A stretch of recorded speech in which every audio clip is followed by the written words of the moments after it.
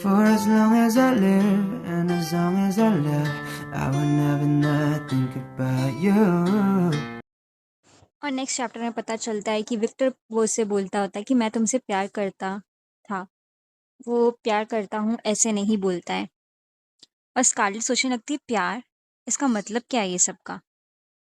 क्या तुम ये सब इसलिए कह रहे हो कि तुमने जो मुझे आज बनाकर खड़ा किया है वो सारा वेस्ट हो जाएगा? या इसलिए कि तुम्हें कोई औरत मिलेगी नहीं जो तुम्हारे टेस्ट को सूट करती हो? और वो बोलती है कि वो मैं थी जो तुमसे प्यार करती थी और मैंने ही तुम्हें डिवोर्स दिया है। तब जो विक्टर है वो बोलता है तुम्हें नहीं लगता कि ये उल्टा हो रहा है? तब स्कारलेट बोलती है कि ये सच है कि मैं तुमसे प्यार करती थी और मैंने इसलिए तुमसे कुछ एक्सपेक्टेशन भी रखी और बाद में मैं डिसअपॉइंट हुई। तब विक्टर बोलता है शायद इसलिए तुमने मुझे धोखा भी दिया।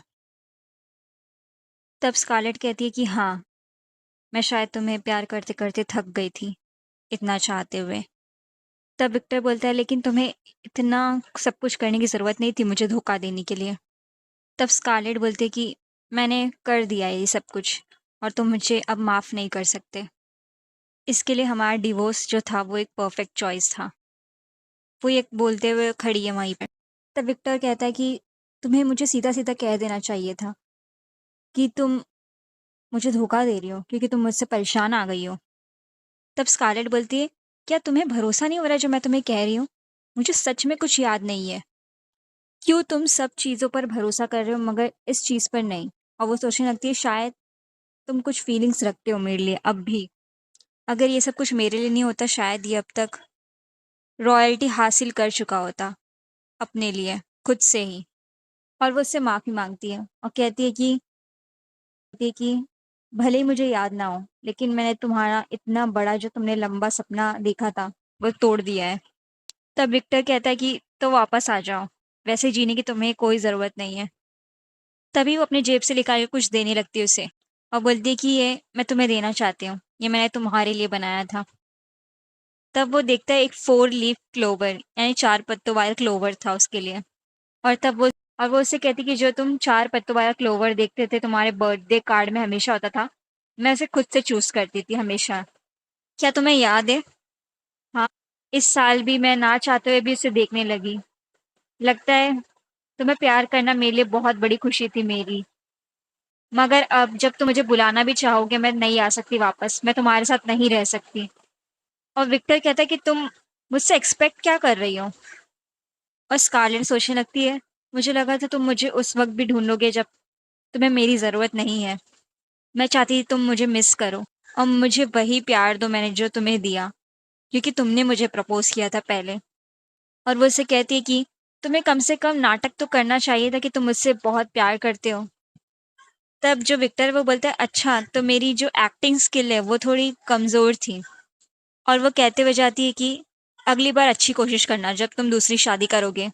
अब मैं चलती हूँ। और विक्टर स्कारलेट का दिया हुआ गिफ्ट उठाकर देखने लगता है। और नेक्स्ट सीन में हम देखते हैं कि स्कारलेट और उसका भाई कहीं जा रहे हैं और वो बोलती है अपने भाई को कि ध्यान से चलना, सीढ़ियाँ थोड़ी पतली हैं। उसका भाई बोलता है कि मेरा शरीर इस जगह को पहचानता है, तो मुझे कोई दिक्कत नहीं होगी। और स्कारलेट बोलती है कि मैंने बहुत मिस किया इसे। और हम देखते हैं वो लोग ट्री हाउस में बैठे हुए हैं।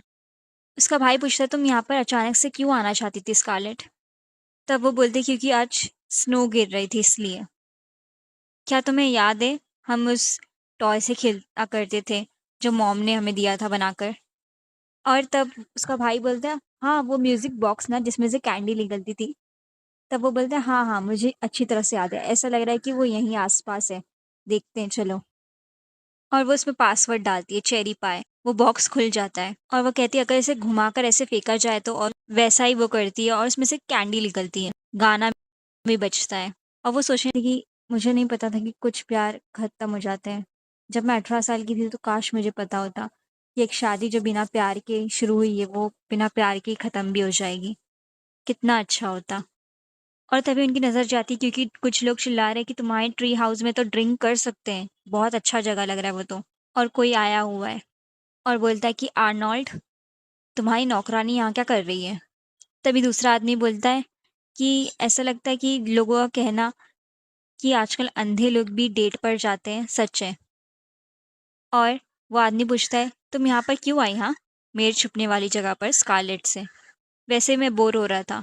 कि अच्छा है। और वो उसका हाथ पकड़ लेता है और वो उसे परेशान करने लगता है और कहता है कि आओ मेरे साथ खेलो। उनका वो म्यूजिक बॉक्स नीचे गिर जाता है। चलो साथ में खेलते हैं, या फिर मेरी छुपने वाली जगह से अभी के अभी बाहर निकलो। तब और स्कारलेट को तब कई चीज़ें याद आने लगती हैं, जब उसे कोई एक आदमी कहता है, यानी उसके चाचा, कि मेरे घर में अगर तुमने सुना नहीं मेरी बात को तो तुम्हें मार खाना पड़ेगा। अभी भीख मांगना चालू करो। और वही बात सोच के वो कांपने लगती है और बोलती है कि सॉरी आर्नल्ड, मैं अभी वापस यहाँ पर कभी नहीं आऊंगी। इस आदमी का नाम ही आर्नोल्ड है। और वो बोलता है, अच्छा तो तुम अपनी गलती मान रही हो, तो चलो अब अपने घुटने पर आ जाओ। और वो उसे धक्का दे देता है और स्कारलेट वहां सहमी हुई से बैठी है। और वो आदमी बोलता है, आर्नोल्ड, कि तुम आइजैक को बाहर क्यों लेकर आई हो, ताकि वो सफर करे बस। तो आदमी आर्नोल्ड स्कारलेट पर हाथ उठाने जाता है और सब लोग बोलते हैं कि पीछे देखो, और उतने में ही आइजैक उसे मुक्का मार देता है। स्कारलेट ये सब देखती हुई रहती है वहां पर बैठकर। फिर वो उठकर भागती है और अपने भाई को पकड़ती है और बोलती है कि उसे छोड़ दो, नहीं तो वो मर जाएगा। और आइजैक ने उसे बहुत बुरी तरह से मारा है और बोलता है, तुम यहाँ से बाहर निकलो, वो आर्नोल्ड। तब आइजैक बोलता है कि तुम क्या बात कर रहे हो, क्रिम्सन फैमिली का ये जो जगह है वो मेरे नाम पर है, ठीक है, मैं हेड हूँ यहाँ का। तब वो सामने वाला आर्नोल्ड बोलने लगता है कि तुम्हें नहीं पता कि मेरे डैड ही तुम्हारे गार्जियन है। तब जो आइजैक वो बोलता है, अगर मैं मरा तो तुम नहीं, स्कारलेट बनेगी इस हाउस की हेड। मैं अकेले नहीं मरूंगा, तुम्हारे डैड और तुम्हें मार कर ही मरूंगा। और उस तरह से सिर्फ स्कारलेट बचेगी क्रिम्सन फैमिली में। और वो लोग अपनी जान बचाकर भागने लगते हैं और कहकर जाते कि क्या हमें पुलिस को बुलाना चाहिए। और नेक्स्ट सीन में हम देखते कि स्कारलेट और आइजैक को दिखाया जा रहा है। और वो पूछता आइजैक कि क्या मैंने तुम्हें डरा दिया, सॉरी। तब स्कारलेट पूछती है, तुमने उसे इस तरह से क्यों मारा? तब वो बोलता है कि मैं ऐसा भाई बनना चाहता था जिस पर तुम गर्व करो। मैं हमेशा से तुम्हारे पीछे रहा, छुप कर, मगर अब मैं ऐसा बिल्कुल नहीं करूँगा। तुम ही एक डिसेंट पर्सन हो मेरी लाइफ में, स्कारलेट। और वो लोग पुलिस के पास चले गए हैं। स्कारलेट बाहर खड़ी हुई है। वो कुछ सोच रही है कि इन्वेस्टिगेशन में तो बहुत वक्त लग रहा है। आइजैक ने बहुत उसे बुरी तरह से मारा है, क्या वो ठीक होगा? मैंने वहाँ पर गवाही तो दे दी कि आर्नोल्ड ने पहले ये सब शुरू किया, मगर क्या आइजैक ठीक होगा कि नहीं? और तभी पीछे से आकर कोई बोलता है कि तुम सबसे ऐसा लगता है कि ऐसी लड़की हो जो सब जगह पर झगड़ा लगाती हो। और यह है स्कारलेट की आंट। और उसकी आंट आते साथ कहती है कि तुम्हारी वजह से देखो, आर्नोल्ड अब पुलिस स्टेशन में है और तुम हेलो कह रही हो मुझे। तब स्कारलेट कहने लगती है कि अगर आप आर्नोल्ड के लिए आई है तो वो अभी मीटिंग में है, तो आपको रुकना पड़ेगा। तभी इसकी आंट पूछती है कि मैंने सुना कि तुम एक घड़ी की शॉप चला रही हो और तुम खुद घड़ी बनाती हो और वहाँ पर बेचती भी हो। तब वो बोलती है हाँ। तब उसकी आंट बोलती है तो पहले क्रिम्सन फैक्ट्री में जाओ। तब वो पूछती है क्यों? तब उसकी आंट बताती है कि कुछ तो हुआ है, लेकिन आर्नोल्ड तुम्हारी वजह से सिर्फ जा नहीं सकता। वो कुछ पार्ट्स के बारे में बात करते, मेरी समझ में कुछ नहीं आ रहा है। अब जब तुमने ये किया है तो जाकर उसे सही करो। और ये फर्स्ट फैक्ट्री है क्रिम्सन फैमिली की, जहाँ पर जो रिसर्चर्स हैं क्रिम्सन फैमिली के, वो लोगों के साथ काम करते हैं रिसर्च करने में। तब से जब क्रिम्सन फैमिली की पहली वॉच एक्वा 1 आई, तब से लेकर एक्वा 6 तक जो मेरे मॉम डैड ने बनाया है, ऐसे ही कई सारी वॉचेस जो बहुत जगह पर काम आती हैं, सारी उस फैक्ट्री में ही बनी हुई हैं। और वो सोचने लगती है कि सच कहूँ तो मुझे जाना है और मैं वहाँ के कारीगरों से बात करना चाहती हूँ, मगर मैं चिंताओं में हूँ आइजैक के लिए, जो देख भी नहीं सकता है लेकिन खुद स्टेटमेंट दे रहा है अकेले। और तभी पीछे से कोई आता है कि अगर आपको कुछ कहना है या फिर कुछ काम है तो मुझे कह दीजिए, आप चाहे वो या फिर आप, लेडी स्कारलेट। और वो देखकर शॉक हो जाती है। मिस्टर फ्रान अभी वो कैरेज में बैठकर निकल चुकी है और वो आकर कहता है कि डम्फलेट फैमिली ने जब सुना, यानी कैप्टन ने, तो उन्होंने मुझे भेजा है और मैं डम्फलेट फैमिली को भी देखता हूँ, तो आप मुझ पर सब कुछ छोड़ सकती हैं। और उसकी आंट को गुस्सा आने लगता है सब सुनकर। शायद वो इसलिए मदद कर रहा है विक्टर क्योंकि उसका साला आज जेल में बंद होने की नौबत में है। पर तुम इस तरह की मदद मुझसे भी तो चाहते थे ना? तुरंत के तुरंत लॉयर भेजना, इसका मतलब इज़्ज़त उनके लिए बहुत ज़्यादा मायने रखती है। मगर मैं खुश हूँ और मैं बस जो प्यार दे सकती हूँ, मुझे लग रहा है कि मैं बहुत छोटी हूँ, क्योंकि मैं और कुछ नहीं कर सकती। मुझे लगा था पहले कि प्यार ही सबसे बड़ी चीज़ है, मगर अब मैं अपने आप को छोटा फ़ील कर रही हूँ। और उससे आइज़ैक की बातें याद आने लगती है, जब वो कहता है कि मैं तुम्हें और तुम्हारे डैड को मार डालूँगा। वो सोचने लगती है आइज़ैक ने ऐसा क्यों कहा? क्या इसलिए कि क्या वो हमेशा प्यार के बारे में बात तो करता था मुझसे, मगर कभी उसे दिखा नहीं पाया, और उसने ये तरीका सोचा कि वो दिखा सकता है कि वो मुझसे कितना प्यार करता है। शायद मेरा प्यार यूज़लेस था। स्कारलेट फर्स्ट फैक्ट्री में पहुँच चुकी है और वो लोग उसे पहचान लेते हैं। जब वो छोटी थी तब वो अपने डैड का हाथ पकड़ कर यहाँ पर आया करती थी। और और वो लोग शॉक हो जाते कि स्कारलेट भी उन्हें याद कर पा रही थी और उसे सारी बातें याद थी। और वो कहते कि तुम्हारी मेमोरी तो बहुत ज़्यादा शार्प है। ऐसा लगता है तुम अपने डैड पर गई हो बिल्कुल। हम आज भी झगड़ा करते हैं। और तब उसका पति बोलने लगता है, लेकिन झगड़ा किसने कराया है? तब वो लोग बताते कि हम आर्नोल्ड से इसलिए मिलना चाहते थे कि जो आपके मॉम डैड ने घड़ी बनाई है उसको लेकर, और उनकी बेटी यहाँ पर आ गई, ऐसा लगता है कोई तकदीर का इशारा हो। अब वो उसे घड़ी दिखाती है। स्कारलेट रोने लगती है और बोलती है कि ये तो एक्वा 6 है जो मेरे मॉम डैड ने बनाया था। ये बंद हो चुकी थी। तब वो बताती हाँ, क्योंकि इसे दर्ज नहीं कराया गया था। इसके दर्ज होने से पहले ही वो दुनिया से जा चुके थे। एक कस्टमर ने यहाँ पर इसे लेकर आया है और मुझे लगा कि बहुत अच्छा होगा अगर हम लोग देख सकें कि एक्वा 6 को आखिर बनाया कैसे गया था। और वो पूछती है क्या मैं बोट को खोल सकती हूँ? तब वो बोलती हाँ, हाँ, बिल्कुल, क्योंकि इसे सॉल्यूशन में डुबाना ही है। और स्कारलेट ध्यान से देखने लगती है उसे। वो सोचती है कि हाँ, मुझे लगा ही था कि अजीब है कि मैं जब उन लोगों से मिल रही हूँ जो मेरे साथ उस वक़्त थे, मुझे सारी यादें वापस आ जा रही हैं। मैं सोच रही क्या मुझे इसका डिटेल भी याद होगा? एक्वा सीरीज़, ये बेस्ट सेलर था उस वक़्त, और जो क्रिम्सन फैमिली ने बनाया था उसमें से सबसे बेस्ट वॉच। सिर्फ़ इसे जो क्रिम्सन फैमिली के हेड थे वही बना सकते थे, और जो प्रोडक्शन का टेक्नीक था वो सिर्फ़ हेड को बताया जाता था। दूसरे हेड से एक जो नया हेड आएगा उसी को ट्रांसफ़र होता है। जो लेटेस्ट मॉडल है वो घूम गया था जब मॉम डैड की डेथ हो गई, और इसके बाद हम दोनों जो छोटे थे, अंकल बन गए प्रेसिडेंट, हमारे गार्जियन के तौर पर। और उन्होंने जो 5वाँ सीरीज़ था, जो ग्रैंडफ़ादर ने बनाया था 5वाँ सीरीज़, उससे पढ़कर अपनी शॉप से क्लॉक बेचना शुरू कर दिया। और इसका मतलब कि अब आर्नोल्ड इस सब मैटर्स में आ रहा है बीच में। इसका मतलब कि अंकल हमें वापस देना नहीं चाहते जो हमारी शॉप है। असली तौर पर आइज़ैक है हेड इसका। और तब उसे याद आता है कि आइज़ैक कहता है कि तुम्हें हेड बनना चाहिए क्रिम्सन फैमिली का। इसका प्रोडक्शन मेथड मुझे कैसे ही पता लगाना ही पड़ेगा। यहाँ पर जो स्कारलेट के मॉम डैड है उन्हें बताया जाता है, जो स्कारलेट याद कर पा रही है अपनी मेमोरीज़ में, और वो सारी बातें स्कारलेट और आइज़ैक साथ में जब खेल रहे होते बाजू में तो वो सुनती रहती है। और वो सोचती है कि हमारे मॉम डैड मर गए जब वो वर्ज़न 6 पर काम कर रहे थे, लेकिन मुझे वर्ज़न 5 के बारे में पता है क्योंकि वो मेरे सामने ही हो रहा था। तो वर्ज़न 6 ऐसा दिखता है।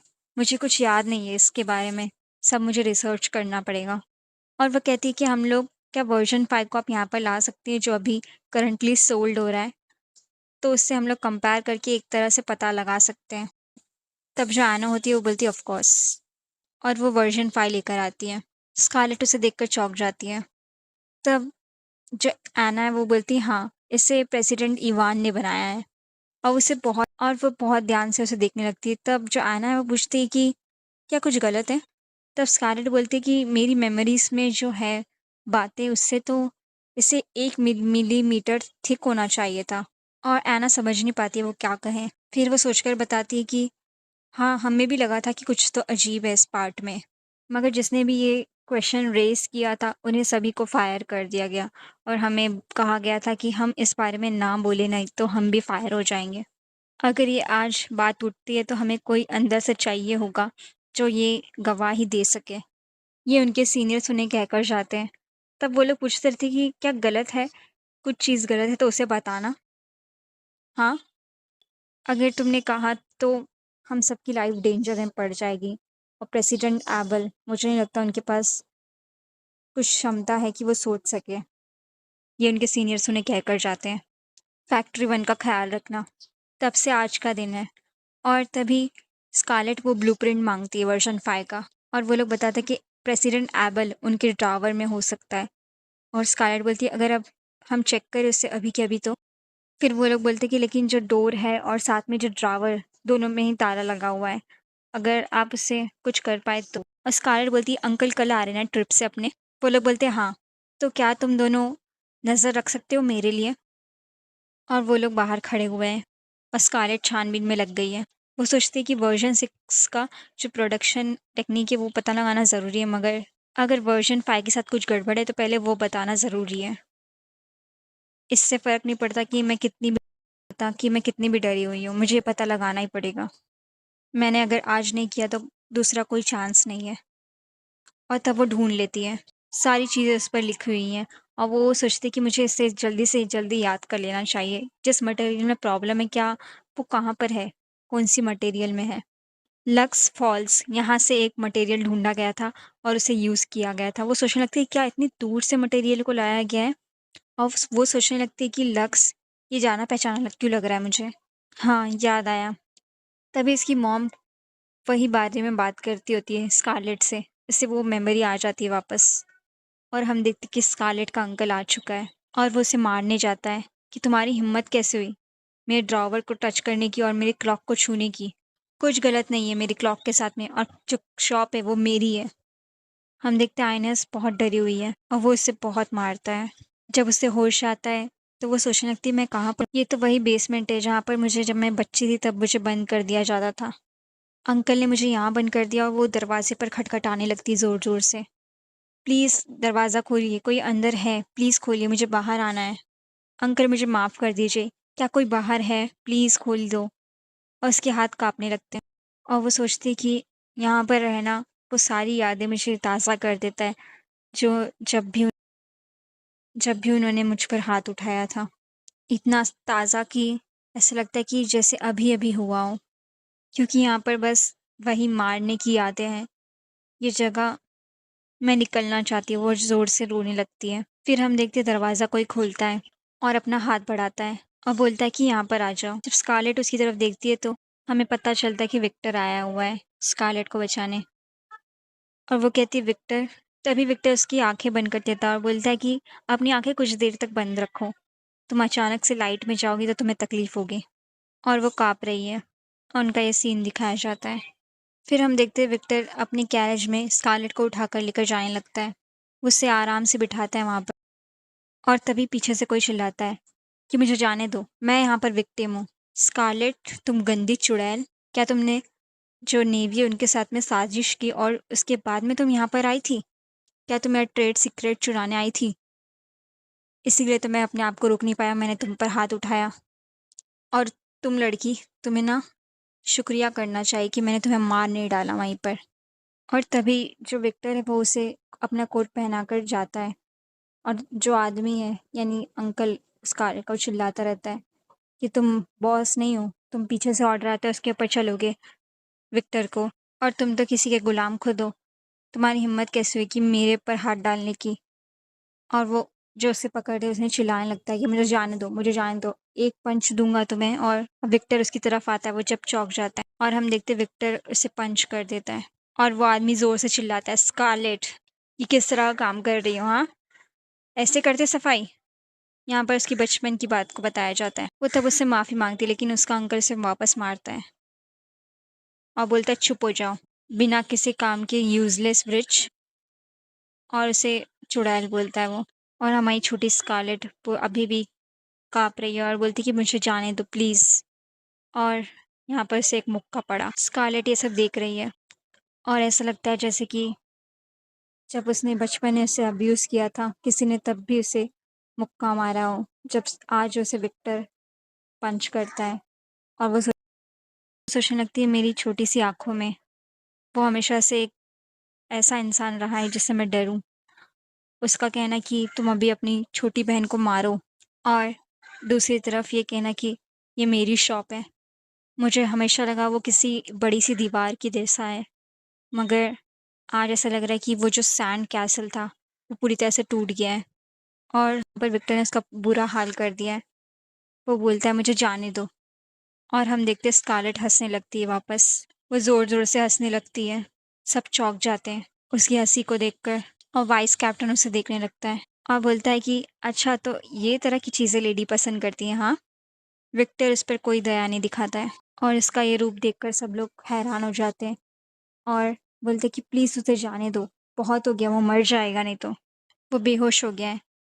लेकिन वाइस कैप्टन बोलता है कि जूनियर, पीछे हटो। यहाँ पे जो लेडी है उनको बहुत मज़ा आ रहा है और मुझे अच्छा लग रहा है।